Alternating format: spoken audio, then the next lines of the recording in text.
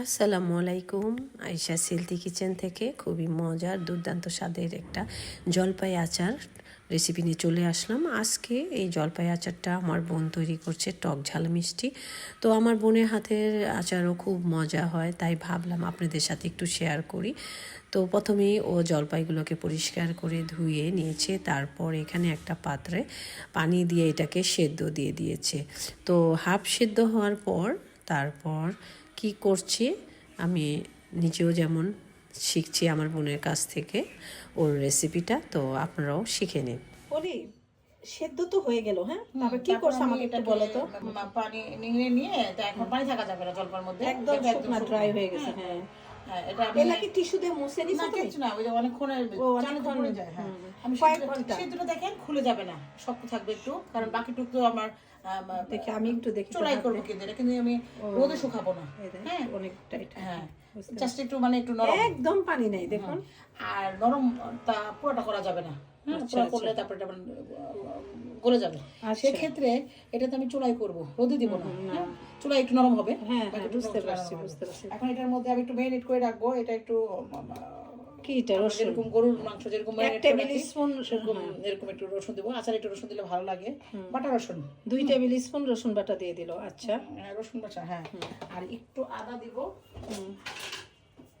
অনেকে এটার মধ্যে একটু দারচিনি দেয়, আমি দিব না, একটু আদা দিব। হাফ টি স্পুন দিছো? হ্যাঁ হ্যাঁ, হাফ টি না, 1 চা চামচ। 1 চা চামচ রসুন আদা বাটা দিয়ে দিল। হ্যাঁ, একটু হলুদ দেব, হলুদের গুঁড়া।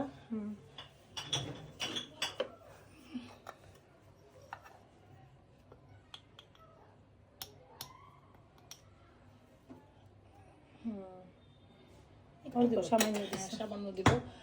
জলপাই তো কালার ভালো না, আচারে তো আবার এমনি গন্ধ আসে কিন্তু। হ্যাঁ, এটা আমি মরিচ একটু দিব, কিন্তু চিলি ফ্লেক্স দিলে ভালো হয়, ওটাও আমি একটু অ্যাড করবো। টক ঝাল মিষ্টি তো ভাগে করে নিতে পারো না এমনি? চিলি এটা কি ধনিয়া? ধনিয়া গুঁড়ি। হ্যাঁ, ধনিয়া গুঁড়ি একটু। কতটুকু দিছো? একটু বেশি দেবো। এখানে আমার 1 চা চামচ, 1 চা চামচ 1 কেজি জলপাই এখানে। আচ্ছা, আর আমি চিলি ফ্লেক্স দিয়ে দেব। করে রাখছো না ভেজে? এই যে চিলি ফ্লেক্স একবার তেলে গুঁড়া করে নিছো না? আমিও তাই করি, ভাজা শুকনো মরিচের একটু সুন্দর একটা ঘ্রাণ থাকে। এটা কি ভিনেগার না? ভিনেগার, যে কোনো সুপার শপে যে কোনো। হ্যাঁ হ্যাঁ, হ্যাঁ, এটা আমি একটু পরিমাণ মতো আধা কাপের মতো, আধা কাপ হবে আর কি। এটাকে আচার নষ্ট হবে না যেমন, তারপর আবার টেস্ট বাড়ে। আর এখানে দেব লবণ, স্বাদ মতো দিতে হবে, কারণ বেশিও ভালো লাগবে না, হবে না। টক জাতীয়, টক মিষ্টি তো, টকটা একটু হলে ভালো হবে। আর এখানে আমি একটু দেব। কি দিবা? আমি একটু হালকা মিষ্টি। হ্যাঁ হ্যাঁ, আখের গুড় না এটা? না, আখের গুড় না, খেজুরের গুড় না? আমার কাছে খেজুরের গুড়টা এখন নাই, এই জন্য আমি অনেক সময় রস দিয়েও করি। এটা রস জমে গেছে যেটা, সেটাও তো বুঝতে পারছি, জমে গেছে। বেশ আখের গুড় নরমালি দিলে ভালো হয়, সুন্দর একটা ফ্লেভার থাকে। তুমি খেজুরের এখানে সরিষা বাটা দিতে হবে। সরিষা বাটাটা কি পরে দিবা নাকি? একটু পরে দিয়ে এটা মেখে রেখে ম্যারিনেট করে রাখি। সরিষা বাটা আর 5 ফোড়ন আমি পরে দেব। পরে দিবা। এখন এটা আমি একটু সরিষার তেল দিব।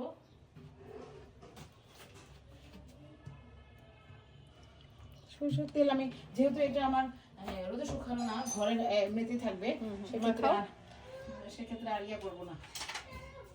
হাত দিয়ে মাখাবে না? হাত দিয়ে মাখানো লাগে না।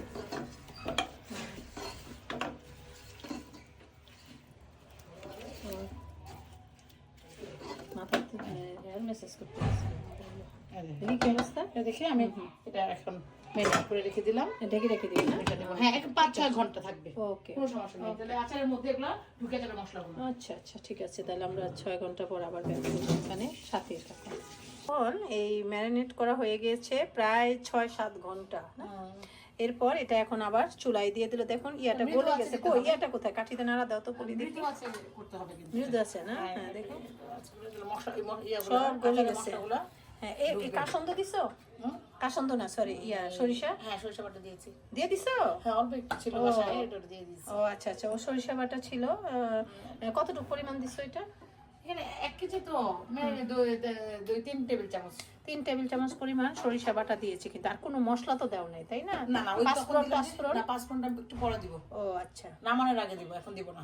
ওকে ঠিক আছে। এখন অল্প জালে এটা রেখে দিল। অল্প জল রেখে দিতে হবে। কতক্ষণ থাকবে? কয়েক ঘন্টা? হবে যে বাচ্চারা বলক আসবে তো। ও আচ্ছা। কিছু কিছু জলপাই এখানে একটু আস্ত আছে, তাই আমার বোন সুন্দর করে এভাবে একটা ডাল ঘুটনির মাধ্যমে দেখুন কি সুন্দর করে দিয়ে দিচ্ছে, একটু ফাটিয়ে দিচ্ছে আর কি। এভাবে একটু জাতা দিলে কিন্তু ভেঙে যায়, দেখুন কি সুন্দর।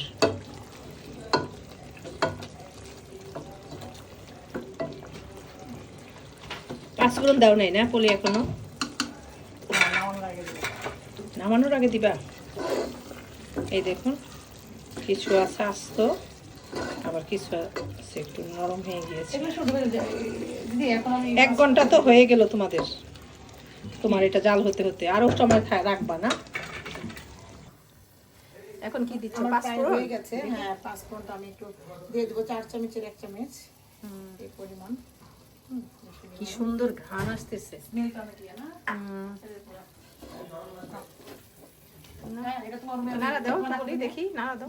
এত দিদি আর একটু তেল আমি দিব না, কারণ যখন আমি বয়মে রাখবো তখন দিবা না? তখন ওই তেলটা আগে কি কাঁচা দিব না গরম গরম করে দিবা? কাঁচা দিই, কাঁচা দিবা না? এটা কোনো সমস্যা নাই। সুন্দর ঘ্রাণ হয়েছে আসলে। এখানে আর কোনো তেল দিব না, পরে একটু মাশাআল্লাহ, আর একটু ইয়া করে রাখি, একটু এই মশলাটা ঢুকুক ভিতরে। ঝালটা কেমন হয়েছে দেখো তো। ঝাল হয়েছে, আমার মধ্যে একটু টক লাগলো। দেখি দেখি তুমি কেমন খাও? তোমার জন্য বানিয়েছি। যেহেতু তার একটু আরেকটু ইয়া লাগবে কিনা মিষ্টিটা, একটু মিষ্টি, আরেকটু মিষ্টি দিলে ভালো হতো। ভালো হ্যাঁ। খেতে পারবো না। আরেকটু মিষ্টি দাও। আমার দুলাভাই তো আবার একটু মিষ্টি পছন্দ করে, আরেকটু মিষ্টি দিতে হবে। এই ব্যাগ বিষয় বলি আরেকটু মিষ্টি দিয়ে তুমি সুন্দর করে করো। একটু চিনি দাও, টক ঝাল মিষ্টিটা যে যেভাবে পছন্দ করে সেভাবে নিয়ে নেবেন। আমার হাজব্যান্ড একটু মিষ্টির ভাবটা বেশি থাকলে পছন্দ করে, টক ঝাল মিষ্টির মধ্যে, তো আমি সেটাই করব। হালকা একটু মিষ্টি বেশি পছন্দ করে। শালি দুলাভাইয়ের জন্য বানালো, এখানে একটু বেশি মিষ্টি। হ্যাঁ, একটু গুড়টা একটু গলুক। হ্যাঁ হ্যাঁ হ্যাঁ হ্যাঁ, আস্তে আস্তে পরে যাবে, পানিটা হ্যাঁ। খুব সুন্দর হয়েছে। মাশাআল্লাহ মাশাআল্লাহ। আচারের মা। এটা কিন্তু দাদি, দাদি। এই টাইপের হাঁড়িতে কিন্তু করলে কিন্তু ভালো নিচে লাগে না, হ্যাঁ। আচার কিন্তু লেগে যায়। এটা কিন্তু একটা সুবিধা, নন স্টিক হলে নন ভালো হয় স্টিক না? হলে ভালো হয়। আর এটা হলো যে তোমার আস্তে আস্তে ইয়েটা হয়। আস্তে আস্তে হয়, ডিমা জালে সুন্দর হয়। অল্প জালে অল্প তেলেই হয়ে যায়। ইয়ে সরি পলি, আসো দেখো তো এখন আচারের ইয়েটা বলো কি এটা অবস্থা। হয়ে গেল, হয়ে গেছে না? হয়ে গেছে। এখন আমি একটু ঠান্ডা হওয়ার জন্য। হ্যাঁ, একদম টাইট করব না, বয়মা দিয়ে তেল দিয়ে আর দিবো। তেল দিয়ে দিবা। অল্প তেল। আচ্ছা ঠিক আছে, সুন্দর হয়েছে। খাইয়া তো দেখলাম খুবই মজা হয়েছে, অসাধারণ। এই তো হয়ে গেল দারুণ মজার টক ঝাল মিষ্টি জলপাইয়ের আচার।